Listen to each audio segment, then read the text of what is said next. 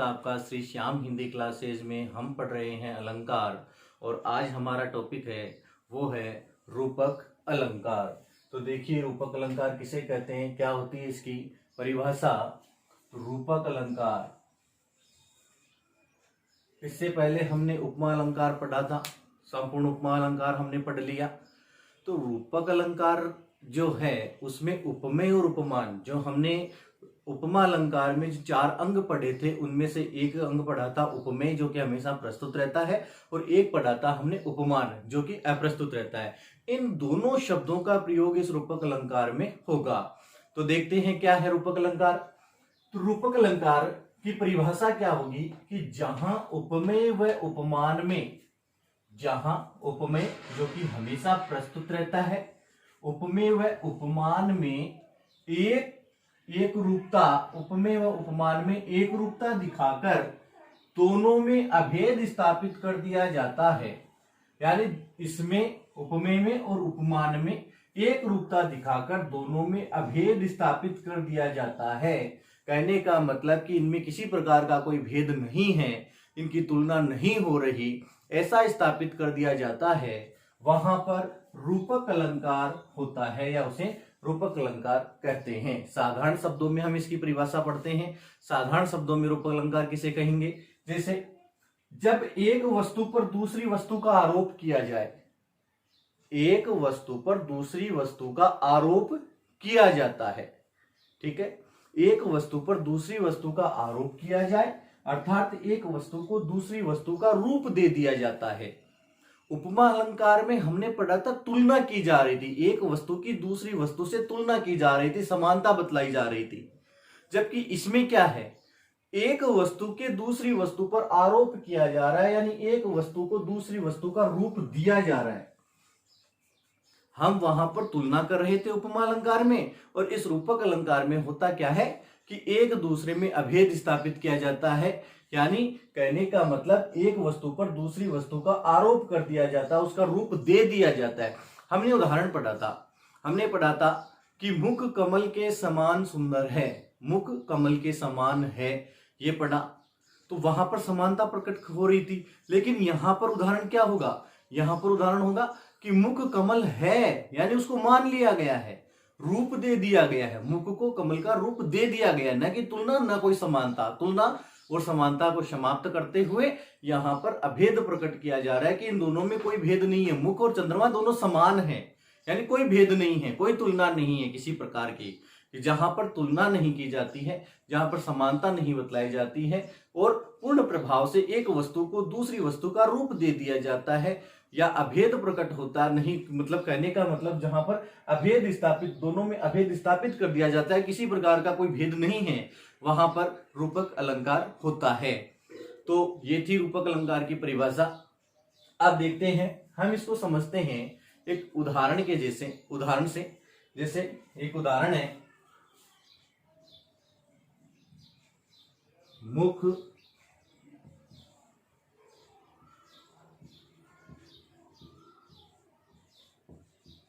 कमल है, यह उदाहरण है, मुख कमल है। हमने उपमा अलंकार का उदाहरण क्या पढ़ा था, उपमा अलंकार का हमने उदाहरण पढ़ा था कि मुख कमल के समान सुंदर है, ठीक है, जिसमें चारों अंग मौजूद है। और लुप्तोपमा में क्या होता है, अंग मौजूद नहीं रहते। वहां पर क्या उदाहरण पढ़ा हमने उदाहरण पढ़ा मुख कमल के समान है, सुंदर हट गया, साधारण धर्म चला गया, या मुख कमल के समान सुंदर है, ऐसा पढ़ा था, वो सारे अंग मौजूद थे। तो मुख कमल है, यहां पर अभेद स्थापित किया जा रहा है, मुख उपमेय है और ये क्या है, उपमान है। ये तो उपमेय है और ये उपमान है। तो यहां पर आपको समझ में आया होगा कि जहां पर एक वस्तु में दूसरी वस्तु से अभेद मतलब अभेद स्थापित कर दिया जाता है, किसी प्रकार का कोई भेद नहीं रखा जाता, और है जैसा का जैसा क्या माना जा रहा है, मुख कमल है, सीधा सीधा वाक्य हो गया, मुख को कमल मान लिया गया है, तो वहां पर रूपक अलंकार होता है। अब इसको हम पहचानने के लिए कुछ और शब्द में लिखवाता हूं कि इसको पहचानेंगे कैसे, कैसे पता चलेगा कि ये रूपक है, इसके पहचान के शब्द क्या हो सकते हैं। तो देखते हैं, इसकी पहचान की कुछ शर्तें होती है।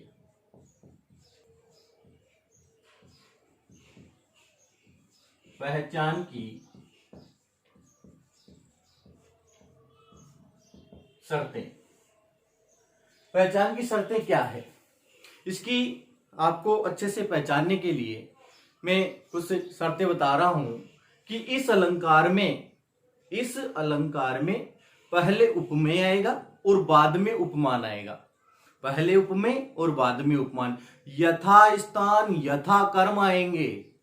ऐसा नहीं होगा कि पहले उपमान आ जाए बाद में उपमेय आ जाए, जैसे रूपक में हो रहा था, जैसे उपमा अलंकार में हो रहा था। उपमा अलंकार में पहले उपमान भी आ रहा था, उपमेय बाद में भी आ रहा था, उपमेय पहले आ रहा था, उपमान बाद में भी आ रहा था, ऐसा हो रहा था। लेकिन यहां पर ऐसा नहीं होगा। तो इसकी पहली जो शर्त रहेगी वो ये रहेगी,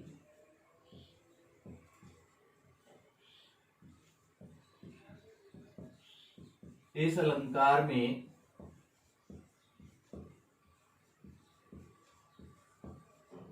उपमेय व उपमान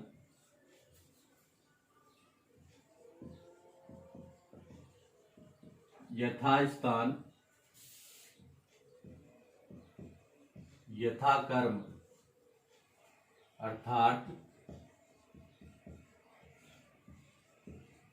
उपमेय के बाद उपमान आएगा। जैसे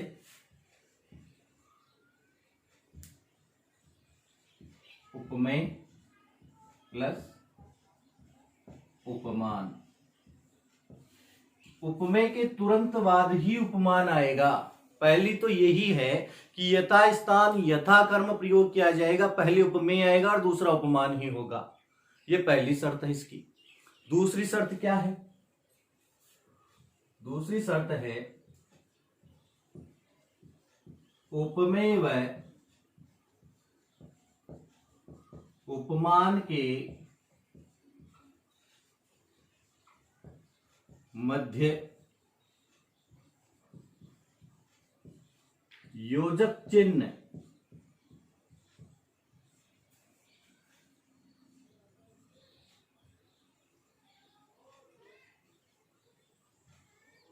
का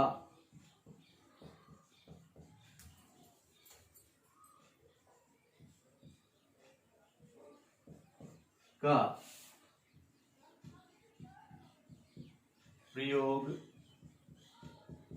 होगा।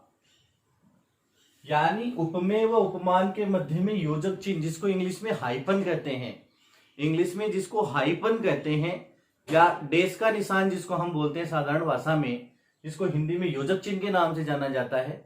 ये योजक चिन्ह का प्रयोग उपमेय और उपमान के मध्य में किया जाएगा।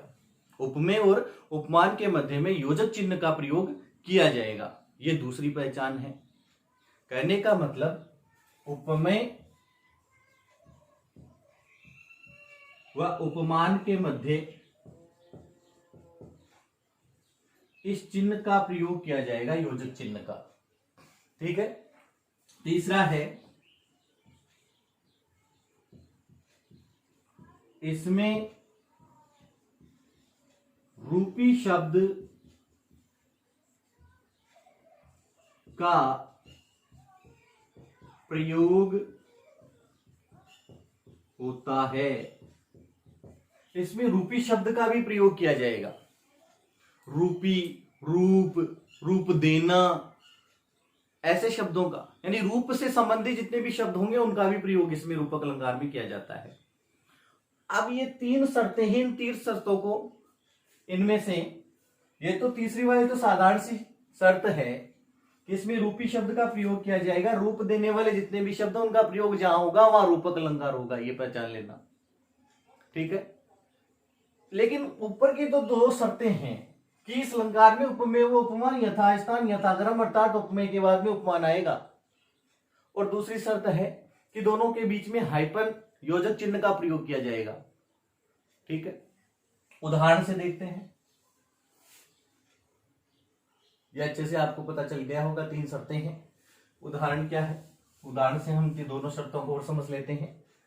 जैसे एक उदाहरण है, चरण सरोज पखारन लागा। लिख देता हूं, चरण, सरोज, अखारन, लागा। रामायण की चौपाई है, रामचरितमानस की चौपाई है, जिसमें केवट जब श्री राम के चरणों को धोता है तब की है। इसमें वही बात कही गई है, चरण सरोज पखारने लगा, वह चरणों को पखारने लगा यानी धोने लगा। तो हम यह जो ये वाक्य है, ये जो काव्य पंक्ति है, किस अलंकार की है? रूपक अलंकार की। कैसे पहचानते हैं? हमारी पहली जो शर्त है वो कहती है कि इसमें उपमेय और उपमान का प्रयोग होगा, यथास्थान यथाकर्म प्रयोग होगा। अर्थ आना जरूरी है, बिना अर्थ के समझ में नहीं आएगा, पता ही नहीं चलेगा कौन सा अलंकार है। अर्थालंकार में तो अर्थ आएगा तभी पता चलेगा कि अर्थालंकार के कौन कौन से भेद है, तभी पता चलेगा उपमा है, तभी पता चलेगा रूपक है, उदाहरण है, विभावना है या उत्प्रेक्षा है। तो अर्थ आना जरूरी है। चरण यानी पैर, सरोज कहते हैं कमल को, पखारन लगा यानी धोना। तो चरण यानी पैर और सरोज कमल, यहां पर पैरों को कमल माना गया है, पैरों को कमल के समान मान रहे हैं। तो यहां क्या है? उपमेय। चरण क्या है? प्रस्तुत है, और उपमान क्या है? सरोज यानी कमल यानी पुष्प। तो यहां पर उपमेय यानी प्रस्तुत क्या है? चरण, और माना क्या जा रहा है? सरोज यानी उपमान। पहली शर्त है कि उपमेय व उपमान यथास्थान यथाकर्म, उपमेय के बाद में ही उपमान आएगा। तो यह रहा उपमेय और यह रहा उपमान, दोनों साथ साथ में, दोनों अलग अलग नहीं है, एक ही जगह आएंगे। ठीक है। दूसरी शर्त यह कहती है कि उपमेय व उपमान के मध्य में योजक चिन्ह हाइपन का प्रयोग किया जाएगा। ये रहा हाइपन का प्रयोग, यहां पर दोनों के बीच में हाइपन का प्रयोग किया जाएगा। ये उपमेय है और ये उपमान है, हाइपन का प्रयोग किया जाएगा। दूसरी वाली शर्त जरूरी नहीं है कि हर वाक्य में मिले, ये भी ध्यान रखने वाली बात है। उपमेय और उपमान का पता होना चाहिए, ये हर जगह मिलता है। उपमेय और उपमान है वो दोनों, जब उपमेय और उपमान दोनों साथ में आएंगे तो कहने का मतलब पहले उपमेय और दूसरा उपमान, तो वहां पर रूपक अलंकार होगा। ठीक है। और योजक चिन्ह का प्रयोग होगा, वहां पर रूपक अलंकार होगा, और रूपी शब्द का जहां पर प्रयोग किया जाता है वहां पर भी रूपक अलंकार होता है। तो ये आपको अच्छे से समझ में आ गया होगा रूपक अलंकार, कि जहां उपमेय और उपमान में एक रूपता दिखा करके दोनों में अभेद स्थापित कर दिया जाता है, वहां रूपक अलंकार होता है। ठीक है। यानी एक वस्तु में दूसरी वस्तु का आरोप किया जाए, यानी जब एक वस्तु को दूसरी वस्तु का रूप दे दिया जाता है, वहां पर रूपक अलंकार होता है। ये तीनों शर्तें जिसको अच्छे से याद हो जाएगी वो रूपक अलंकार में कभी नहीं पिछड़ेगा, उसको अच्छे से पता चल जाएगा कि इस पंक्ति में रूपक अलंकार है। और उपमा अलंकार को जिसने अच्छे से पढ़ा वो तो फिर उपमा को भी पता चल जाएगा, और उपमा अच्छे से पता चल रहा है तो रूपक भी आराम से पता चल जाएगा। दोनों में कोई विशेष डिफरेंस नहीं है, केवल इतना ही है उपमेय और उपमान को पहचानना है, और उनमें कौन कौन से नियम लगते हैं वो नियम शर्तें देखनी है, और कुछ नहीं। क्योंकि उपमा अलंकार में मैंने पहचान के शब्द लिखवाए थे, सा सी से, जैसे सा वो वाले, यु वत सम समान, और इसमें भी पहचान की शर्तें लिखवा दी। तो दोनों में आराम से पता चल जाएगा कौन सा उपमा है और कौन सा रूपक अलंकार है। ठीक है। अब देखते हैं रूपक अलंकार होता कितने प्रकार का है। रूपक अलंकार होता है भैया 3 प्रकार का, 3 प्रकार होते हैं रूपक अलंकार के। कौन कौन से? पहला होता है सांग रूपक। सांग रूपक जिसमें तुलसीदास जी ने सारी रचनाएं लगभग सांग रूपक अलंकार में लिखी है। रामचरितमानस में सांग रूपक अलंकार का प्रयोग किया गया। तो सांग रूपक अलंकार पहला है, दूसरा है निरंग रूपक, और तीसरा है परंपरित रूपक। 3 प्रकार है। तीनों में हम पहला देखते हैं, पहले लिखवा देते हैं तीनों।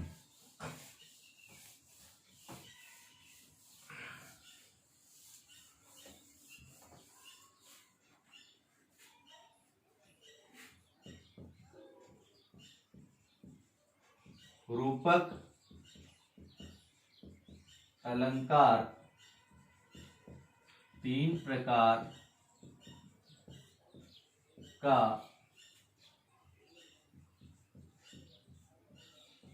होता है। नंबर 1 सांग रूपक, नंबर 2 निरंग रूपक, नंबर 3 पारंपरिक रूपक। सांग रूपक, निरंग रूपक और पारंपरिक रूपक, ये 3 इसके प्रकार हैं। तीनों प्रकारों में हम पहला पढ़ेंगे सांग रूपक अलंकार। ठीक है, रूपक अलंकार की परिभाषा है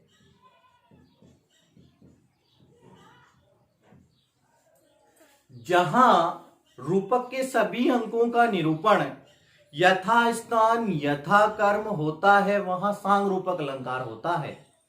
जहां रूपक के सभी अंगों का निरूपण यथास्थान यथा कर्म होता है,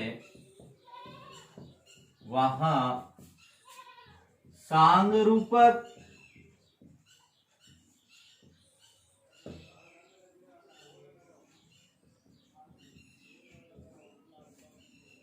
अलंकार होता है।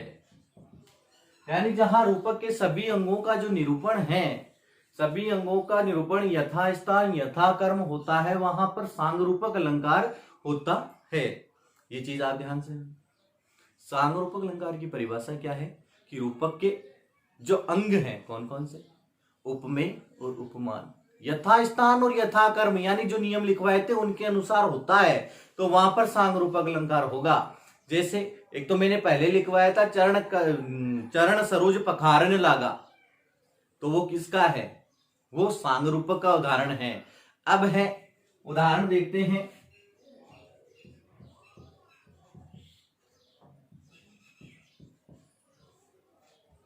उदाहरण में है चरण सरोज पखारन लागा, पहले लिखवाया। अब दूसरा है चरण कमल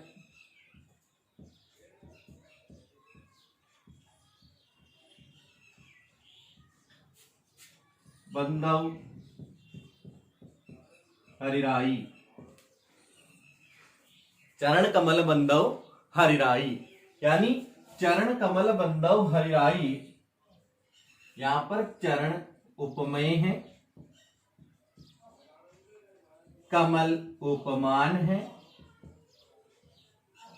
बंदव हरिराई, यानी हरि के जो भक्त हैं चरण कमलों की वंदना कर रहे हैं, आरती उतार रहे हैं, उनकी वंदना कर रहे हैं। और यहाँ पर चरणों को किसके समान बनाया गया है, कमल के समान बताया गया है। यानी जितना कमल सुंदर होता है उतने ही प्रभु के जो चरण हैं यानी उनके पैर हैं वो उतने ही सुंदर दिख रहे हैं। तो चरण कमल बंदव हरिराई, यहाँ पर उपमेय और उपमान यथास्थान यथा कर्म आ रहे हैं, यहाँ पर सांग रूपक अलंकार है। उपमेय और उपमान यथास्थान यथा कर्म, योजक चिन्ह का प्रयोग क्या है, सांग रूपक अलंकार। एक उदाहरण और देखते हैं। दूसरा अंबर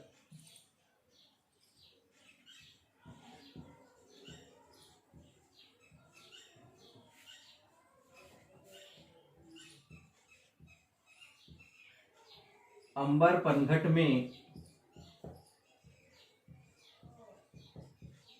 डूबो रही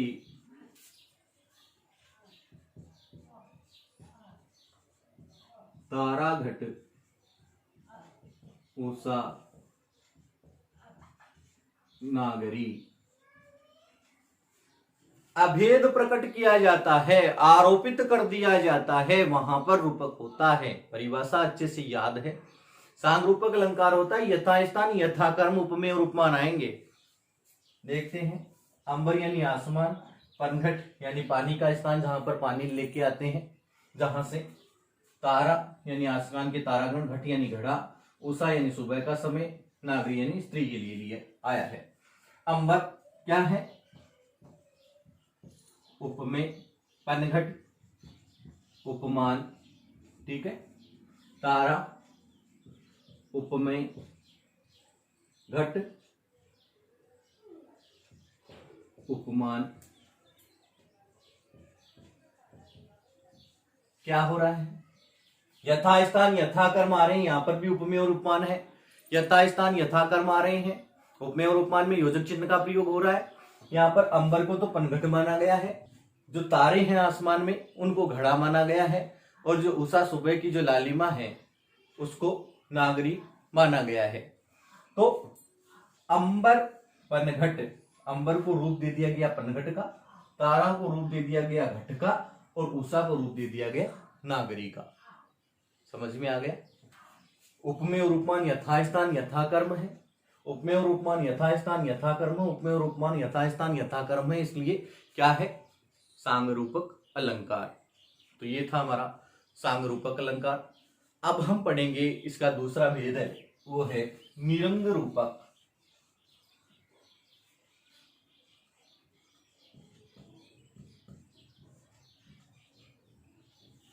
किसे कहते हैं? निरंग रूपक। तो सांगरूपक आपको अच्छे से समझ में आ गया होगा।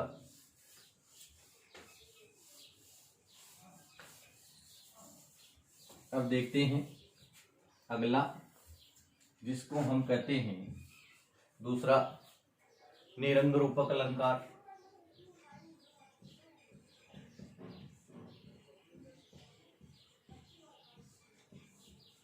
परिभाषा क्या होगी?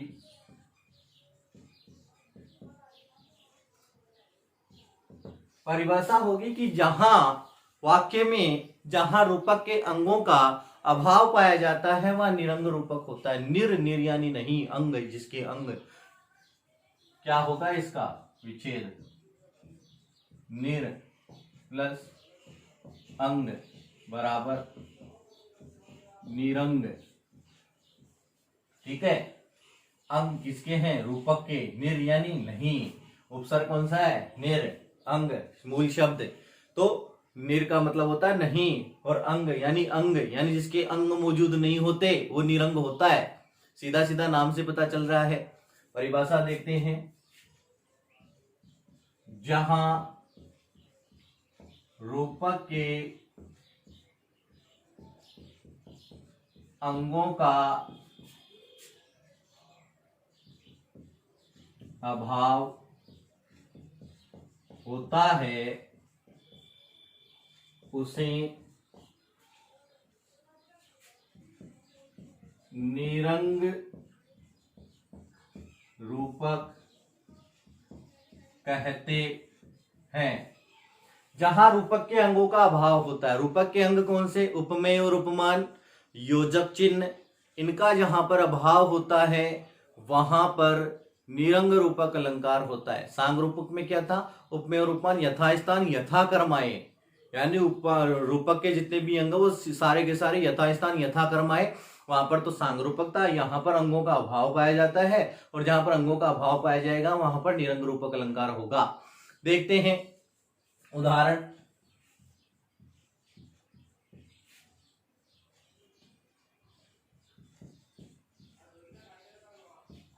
हरिमुख मृदुल मयंक। हरिमुख मृदुल मयंक, सीधा सीधा सा वाक्य। हरिमुख मृदुल मयंक। हरि यानी प्रभु का, मुख यानी मुख जो चेहरा या मुख, मृदुल यानी कोमल, मयंक यानी चंद्रमा। ना तो किसी प्रकार के हाइपन योजक चिन्ह का प्रयोग आ रहा है, यानी रूपक के अंग का अभाव है, और यहां पर हरि का मुख प्रस्तुत क्या है? हरि का मुख बताया क्या जा रहा है? मयंक। मयंक यानी चंद्रमा के समान। तो यहां पर ये तो क्या है? उपमेय, और ये क्या है? उपमान।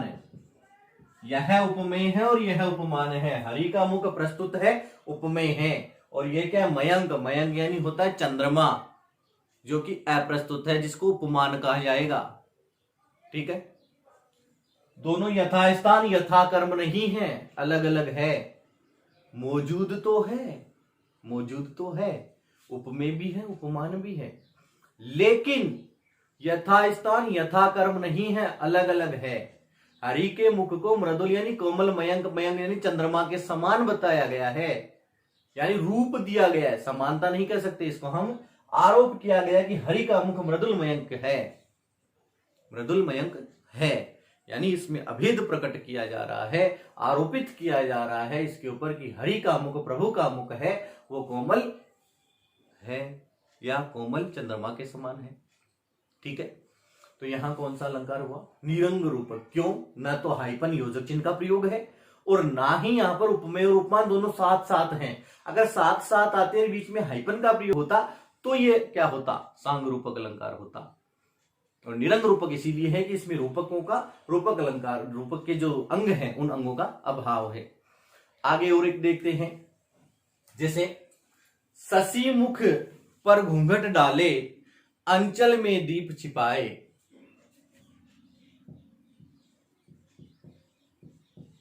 शशि मुख पर घूंघट डाले,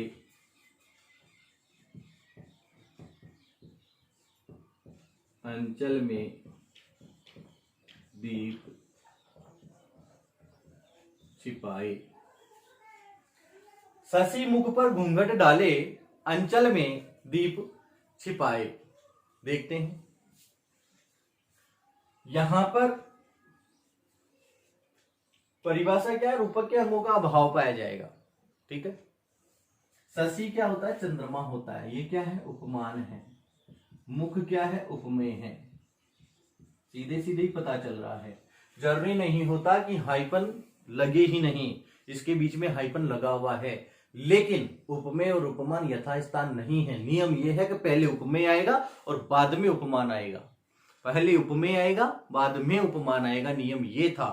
तो यहां पर नियम का उल्लंघन किया जा रहा है। क्या है, उपमान पहले आ रहा है, उपमेय बाद में आ रहा है। उपमान क्या है, शशि यानी चंद्रमा होता है, मुख यानी उपमेय होता है। ठीक है, तो यहां पर नियम का उल्लंघन हो रहा है, और जहां नियम का उल्लंघन हो रहा है, कहने का मतलब नियमों के अनुसार अंग मौजूद नहीं होते, वो निरंग होता है, और उसे निरंग रूपक अलंकार कहते हैं।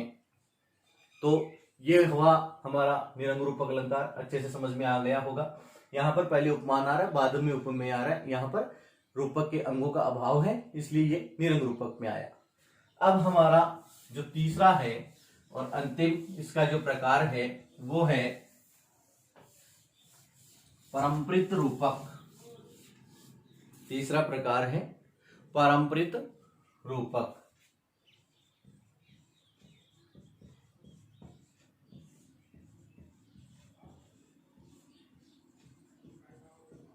परंपरित रूपक अलंकार। परिभाषा, इसमें क्या होगा कि इसमें यह होगा कि इसमें दो कारक होते हैं, दो कारक होते हैं,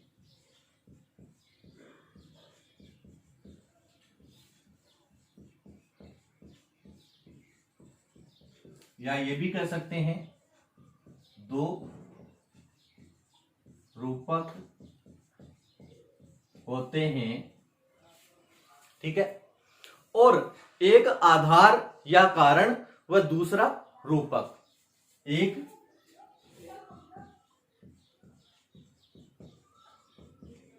आधार या कारण व दूसरा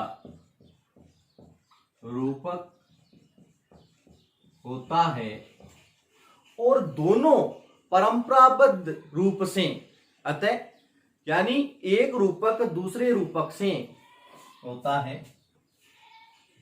यहां लिख देते हैं, अर्थात एक रूपक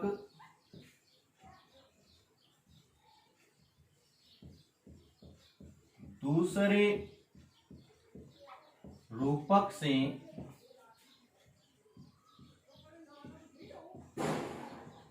परंपराबद्ध रूप से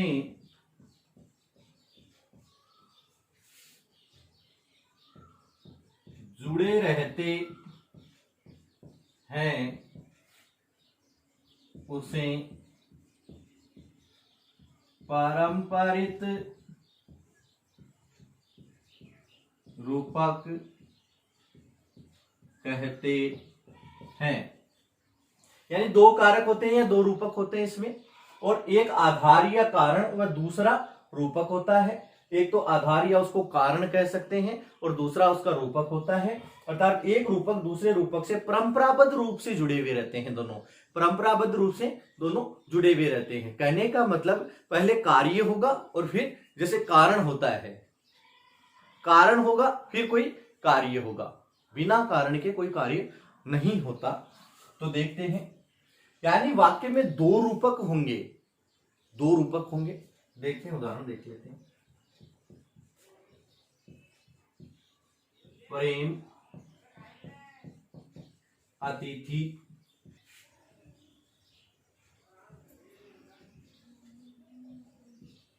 खड़ा द्वार पर, हृदय कपाट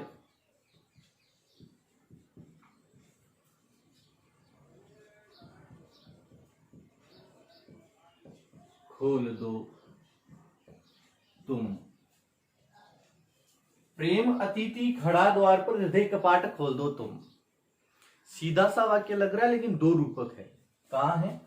एक तो यहां है और एक यहां है। प्रेम अतिथि, दोनों के बीच में हाइफन का प्रयोग है, इन दोनों के बीच में भी हाइफन का प्रयोग है। दो रूपक है, दोनों परंपराबद्ध रूप से जुड़े हुए हैं। कैसे? प्रेम अतिथि, यहां पर प्रेमी को अतिथि का रूप दिया गया है और यहां पर हृदय को कपाट का रूप दिया गया है। उदाहरण देखते हैं दोनों तरीके से। अर्थ देखो, प्रेम अतिथि यानी कोई प्रेमी है, वह द्वार पर खड़ा है, हृदय उसके लिए अपने दिल के दरवाजे खोल दो तुम, पहला अर्थ। दूसरा, अतिथि द्वार पर खड़ा है, कपाट यानी दरवाजा, जिसको किवाड़ मारवाड़ी में बोलते हैं, कपाट खोल दो तुम। यानी दोनों रूपक हैं वो परंपराबद्ध रूप से जुड़े हुए हैं। यहां पर क्या हो रहा है? कारण है ये, और यहां पर कार्य हो रहा है। कारण क्या है? कोई अतिथि द्वार पर आया, और कार्य क्या हो रहा है? कपाट खुल रहा है, दरवाजा खुल रहा है। प्रेम अतिथि खड़ा द्वार पर, यहां पर प्रेम और अतिथि के बीच में क्या है? ये उपमेय है, ये उपमान है।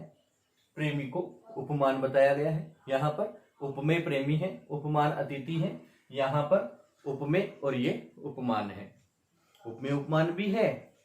दो रूपक है, आपस में परंपराबद्ध रूप से जुड़े हुए हैं, परंपराओं के अनुसार जुड़े हुए हैं। और एक कारण है तो दूसरा कार्य है। एक कारण होगा तभी कार्य होगा, बिना कारण के कोई कार्य नहीं होगा। समझ में आया कि प्रेम अतिथि, यहां पर प्रेमी को अतिथि माना गया है और यहां पर हृदय को कपाट माना गया है। दोनों परंपराबद्ध रूप से दोनों जुड़े हुए हैं, कारण के बिना कार्य नहीं होगा। कारण है कोई आया है, इसलिए कार्य हो रहा है, दरवाजा खोला जा रहा है। ठीक है, एक और उदाहरण। आशा तेरे हृदय मधु की मंजू मंदाकिनी है। आशा तेरे